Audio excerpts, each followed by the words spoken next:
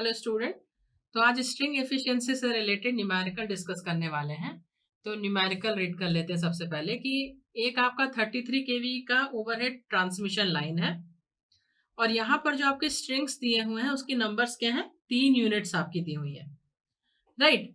And if the capacitance between each insulator pin and earth is 11% of the self capacitance of each insulator, then find out the distribution of voltage over 3 insulator and string efficiency। तो यहां पर आप देखिए, सबसे पहले इसका एक diagram draw कर लेते हैं तो समझना आसान हो जाएगा आपके लिए।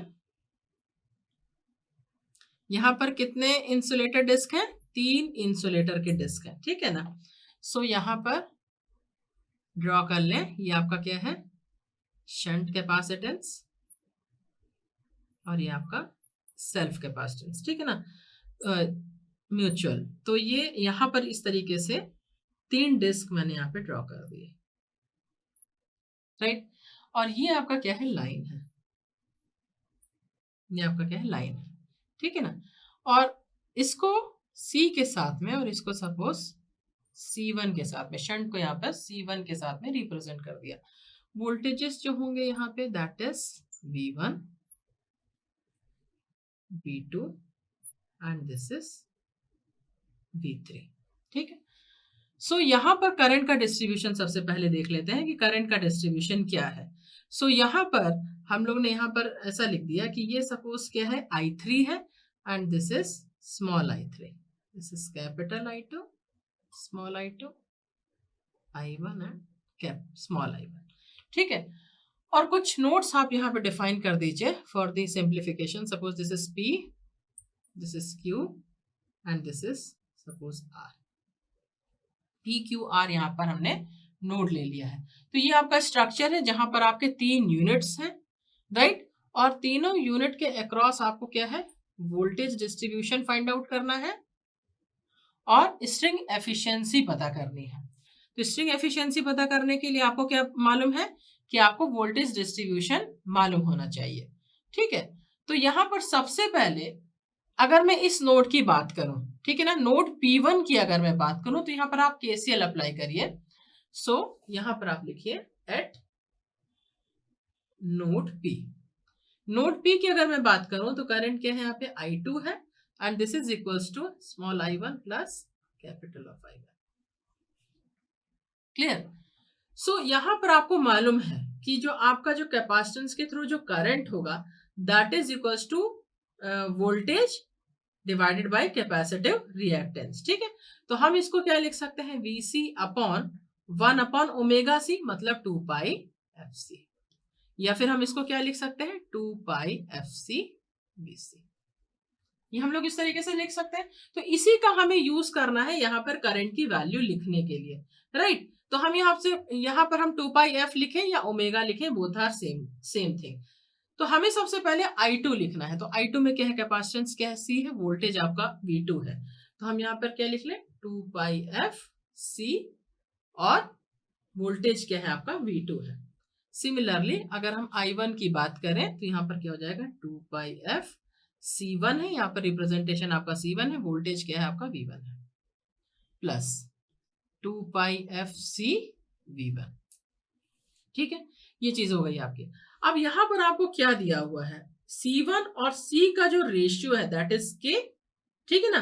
तो यहां पर आपको क्या मेंशन है, यहां पर आपको दिया क्या हुआ है, गिवन क्या है आपको, गिवन है आपको जो आपका जो C1 है, शंट जो कैपेसिटेंस की वैल्यू है that is equals to K into C, और इसकी वैल्यू क्या दी हुई है, 11%। 11% दिया हुआ है तो 0.11 C आपको ये गिवन है ये चीज, ठीक है।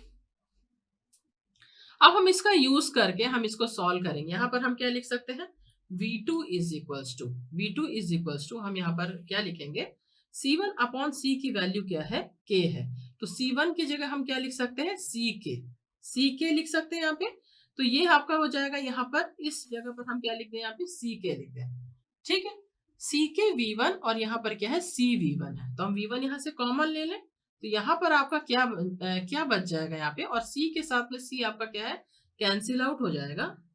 सो आपका ये वैल्यू मिलेगी V1 इंटू 1 प्लस के। ठीक है, सो यहाँ पर अब आप देखिए कि 1 प्लस के की वैल्यू क्या हो जाएगी, 1 प्लस के इज 0.11, C1 की वैल्यू क्या है, के सी की वैल्यू क्या है यहाँ पर आपकी 0.11 सी है यहाँ पे। ठीक है, सो यहाँ पर जो आपका के की वैल्यू है 1 प्लस के की जो वैल्यू हो जाएगी that is equals to 1.11 V1, right. Clear है इतना, इतनी बात आपको समझ में आ गई, क्लियर है। तो ये आपको क्या है, C1 की वैल्यू क्या मेंशन है आप यहाँ पर ध्यान से देखिए कि जो C1 की वैल्यू क्या है 11% दिया हुआ है, 11% आपको मेंशन यहाँ पे क्वेश्चन में ही आपको दिया हुआ है कि if the capacitance between each insulator pin and earth is 11% of self capacitance. ठीक है ना, मींस C1 की वैल्यू क्या है 11% ऑफ सेल्फ कैपेसिटेंस आपको यहाँ पे मेंशन है। ठीक, सो ये चीज आपकी हो गई यहाँ पे 1.11 V1, ये चीज आ गया आपका V2 की वैल्यू आ गई आपकी। ठीक है ना, V2 की वैल्यू आ गई। इसी तरीके से हम क्या करें, नोड अप्लाई कर दें Q पर। अगर हम Q पर नोड अप्लाई करते हैं तो I3 की वैल्यू हमें क्या मिलेगी, I3 की वैल्यू हमको मिल जाएगी I2 small I2 plus capital I2 plus capital I2। तो हम इसकी वैल्यूज लिख दें, ये क्या हो जाएगा आपका 2 pi F C into V3, क्योंकि यहाँ का वोल्टेज क्या है V3 है और कैपेसिटेंस क्या है C है, तो ये क्या हो जाएगा 2 pi F C into V3 is equals to I2। I2 की वैल्यू क्या हो जाएगी, वोल्टेज यहाँ पर क्या हो जाएगा V1 प्लस V2 और कैपेसिटेंस क्या है C1 है, तो ये क्या हो जाएगा 2 pi F C1 V1 plus V2 plus 2 pi I2 की वैल्यू अगर मैं लिखूं 2 पाई एफ सी और ये क्या हो जाएगा आपका V2। ठीक है, तो ये हो गया आपका I3 के लिए जो इक्वेशन आपने लिखा वो इस तरीके से हम लिख सकते हैं। सिमिलरली इसको अगर फर्दर अगर आप इसको सिंप्लीफाई करोगे तो आपको मैंने वोल्टेज डिस्ट्रीब्यूशन वाला जब डेरिवेशन मैंने आपको कराया था, voltage distribution across the string insulator, तो मैंने वहां पर आपको डिफाइन करवाया था कि V3 की वैल्यू अगर V1 के रेस्पेक्ट में लिखना चाहे तो क्या लिख सकते हैं, k square plus 3k plus 1। ठीक है ना, अब यहां से अगर मैं वैल्यू लिखूं तो k की वैल्यू क्या हो जाएगी, आप देखिए यहां से, यहां पर आपकी वैल्यू जो आपने यहां पर लिखा हुआ है तो यहां से k की वैल्यू आपकी क्या हो जाएगी 0.11 आपको मेंशन है यहाँ पे। सो यहाँ पर आप देखिए जब आप ये सारी वैल्यूज जब आप यहाँ पे पुट करेंगे k की, then you will get the value of V3 is 1.3421 V1। Clear, तो ये हो गया आपका V3 की वैल्यू। अब आप देखिए कि जो वोल्टेज दिया हुआ है क्रॉस द स्ट्रिंग जो दिया हुआ है वो कितना दिया हुआ है आपको, वोल्टेज अक्रॉस द स्ट्रिंग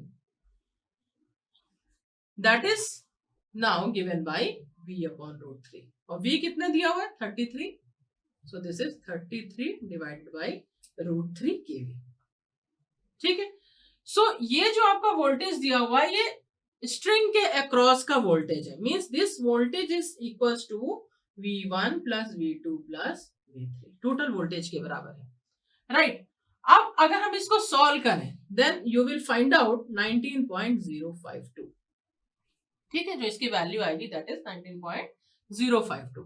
अब इसकी वैल्यू को हमको किससे इक्वेट करना है, this is equals to means 19.052 is equals to V1 plus V2, V2 की वैल्यू क्या है 1.11 V1 प्लस V3 की वैल्यू क्या है 1.3421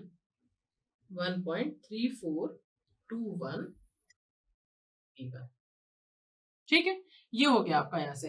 तो अब आप यहाँ से V1 की वैल्यू इजिली फाइंड आउट कर सकते हैं, तो जो V1 की वैल्यू आपको मिलेगी दैट इज 5.52। ठीक है, इसी तरीके से जो आपको V2 की वैल्यू मिलेगी, put the value of V1 in this equation then you will find out the value of V2। तो V2 की वैल्यू क्या मिल जाएगी आपको, ये सभी क्या है केवी में है। ठीक है, इसी तरीके से आप V3 की वैल्यू फाइंड आउट कर सकते हैं। V3 की वैल्यू आपको क्या मिल जाएगी, तो ये आपका V1 V2 V3 और आपका टोटल वोल्टेज V की वैल्यू आपको मिल गया यहाँ से। अब जब आप स्ट्रिंग एफिशिएंसी की बात करते हैं जब आप स्ट्रिंग एफिशिएंसी की बात करते हैं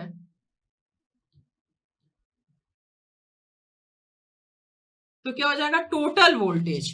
टोटल वोल्टेज आपको कितना निकाल लिया आपने, 33 डिवाइड बाई √3, ठीक है ना। सो ये आपका क्या है, टोटल वोल्टेज है। So this is given by this divided by number of disc n into voltage across the adjacent unit, means n into V3 हम लिखेंगे। तो n की वैल्यू क्या है, यहाँ पे 3 है। n की वैल्यू क्या है, 3 है। और सबसे नीचे वाली यूनिट कौन सी है, V3 है, जिसके अक्रॉस वोल्टेज क्या है, V3 है। और V3 की वैल्यू क्या है, 7.41। तो दिस इज 7.41। तो जो आपको एफिशिएंसी आएगी दैट इज 85.7 इन परसेंटेज। सो सबसे पहले जब भी ये क्वेश्चन आपका आए तो सबसे पहले आप एक डायग्राम जरूर बना लें, क्योंकि इसी डायग्राम के बेसिस पर ही आप करंट का डिस्ट्रीब्यूशन लिखेंगे, करंट की वैल्यूज लिखेंगे और वोल्टेजेस की वैल्यूज आप इजीली निकाल पाएंगे।